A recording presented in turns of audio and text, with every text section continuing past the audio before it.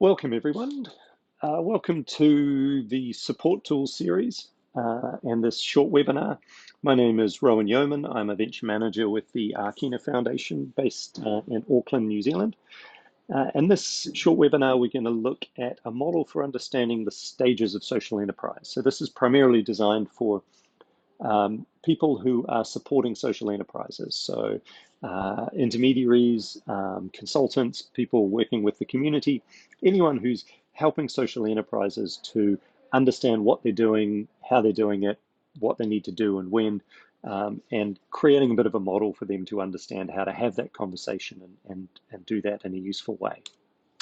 So we're really about identifying the stages that a social enterprise, the stage that a social enterprise is at, and there's lots of ways to think about this, and different people working in this space will have different ways of putting this together.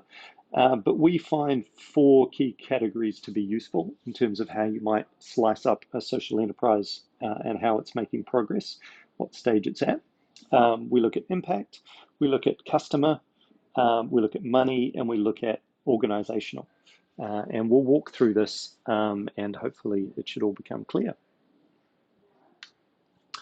So here's the fundamental model. We've got those four categories that we talked about. And then it's about understanding where on a continuum they are at for each of those categories, and how does that relate to where they are on that same continuum with the other categories. And the idea being that they need to be moving out in a balanced way without any one of those categories being a lot more advanced or a lot less advanced than the others. So let's walk just briefly through each of those categories. So firstly, impact. Impact modeling and measurement, we're really looking at understanding to what extent a social enterprise has an impact model and an ability to measure its outcomes and understand whether or not it is delivering on that impact model. And from a stage perspective, this idea stage, early stage, and growth stage are just broad placeholders for how you would understand the social enterprise's development around impact in this model. And so idea stage we sort of talk about as being back of the napkin. So that's really, we've had a think about it, we think it's like this, but we haven't done anything more than that. Where most of what we have is assumptions. We have an assumption about a need. We have an assumption about a group of people perhaps that have that need. We have an assumption about the fact that if we do something in particular, it will cause good outcomes and long-term impact. But those are largely unvalidated and fairly rudimentary, and that's that sort of idea stage, back of the napkin stage. Early stage, they're going to be actually delivering some of the impact and validating some of that more well-defined impact model that they'll have by now. So testing whether the various components of the impact model are actually working. And then growth stage, they're going to be operating, they're going to be delivering at scale, and they're going to be measuring impact and feeding that back and iterating the model based on the results that they're getting. So that's that sort of basically laying it out across idea stage, early stage, and growth stage. And you can slice it up into lots of smaller components within that, but those broad categories are useful as a starting point. Customer. So the customer component, we're really referring to sort of the lean startup customer model. So customer problem, the problem the customer has that you're solving for them, the product or service that you're building, the marketing, the way you're displaying or reaching them with a value proposition. And it's really that lean startup journey of idea stage, again, back of the napkin. We think this customer has this problem. We think they'll respond to this value proposition. We think they'll be available through this marketing channel. And again, back of the napkin. So it's assumptions that we think are good enough to start doing something with. The early stage of that, you're going to have validated a bunch of things around the customer and the problem. You're going to be deploying the first version of a product and getting customers using it and testing whether you're right about that product being the right product and testing whether marketing functions the way you think it will. And then growth stage, you're going to be at scale. You're going to have product market fit. You're going to be refining the definitions, and understanding of customers and marketing, and you're going to be looking at growing that thing over time. Money. So money is really sort of revenue, financial modeling, funding. Again, idea stage, it's back of the napkin. I think this customer will pay this much money, and I think it'll cost us this much to run the organization. Those are all assumptions. Early stage, we're starting to develop this. We're starting to deliver early versions of the product. We may have employees, we may have funding, we may need to have profit and loss, and budgets and those sorts of things to actually start being responsible at early stage. Idea stage, we don't need that stuff because it's just thinking.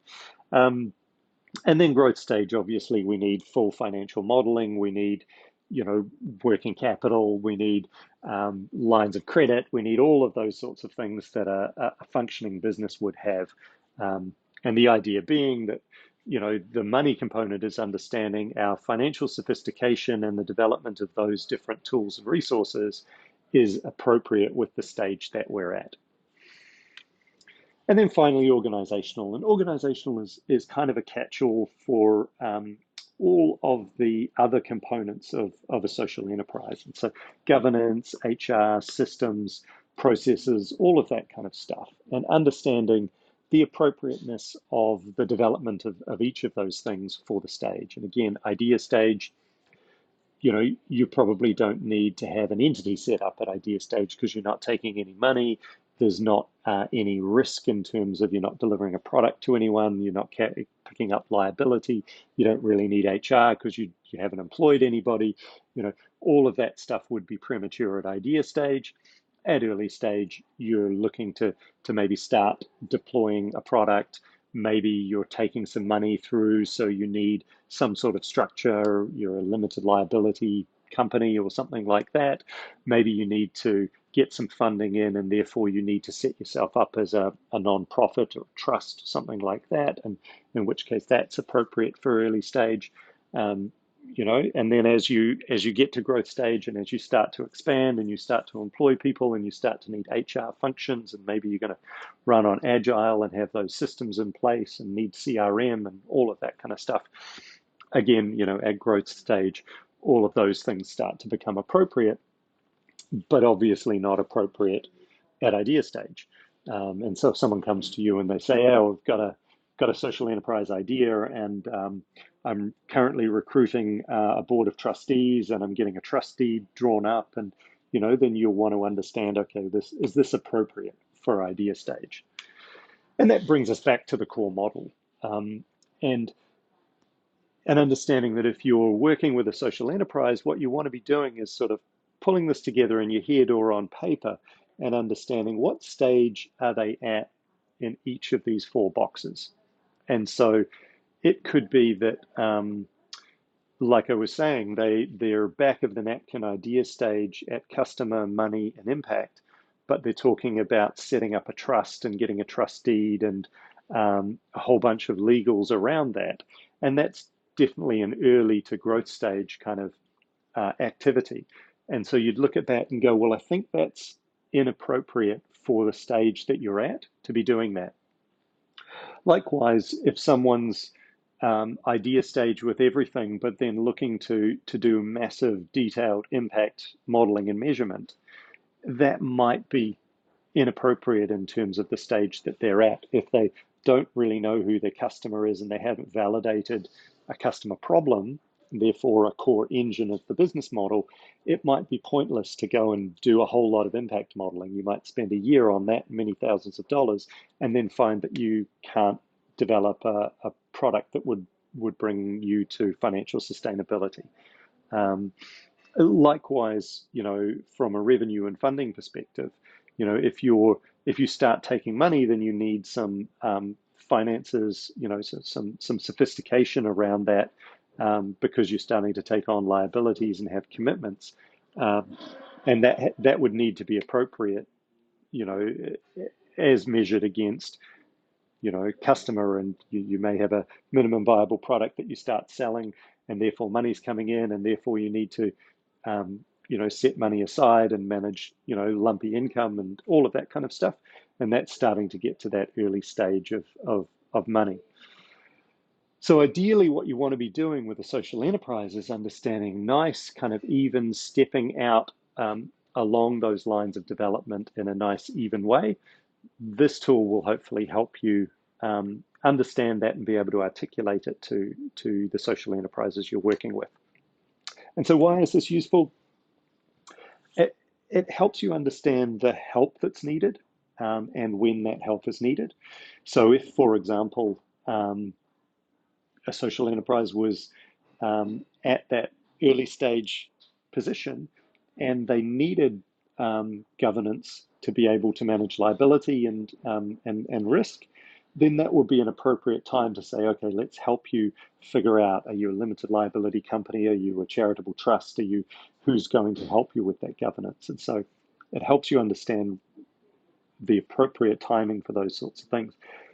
Also, it sets up a really good context for the social enterprise to understand priorities, because quite often we, you know, without being able to see that whole picture, we can't quite understand what should come next and why that should come next. So it helps us have those good conversations about priorities.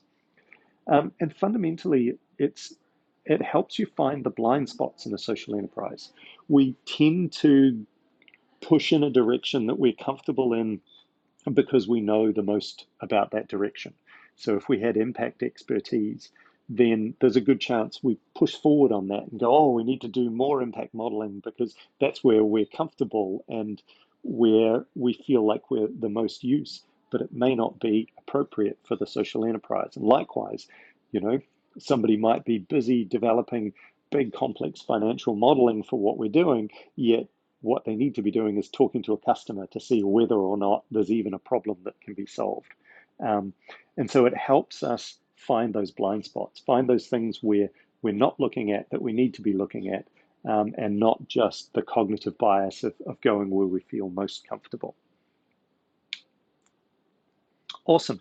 So if you are interested and you want to sort of keep moving forward past this tool, I'd recommend going to whareaki.org, which is Arkina's tools website. And there's support tools, short webinars on understanding the types of social enterprise, how to categorize them, understanding customer segmentation, understanding prioritization, which is all really useful in this area. There's also a bunch of longer webinars, one on starting a social enterprise, one on the social lean canvas, and a couple on impact and impact measurement. So I recommend going and having a look at those and just fleshing out your toolkit for how to support social enterprises. Thanks for your attention and good luck out there.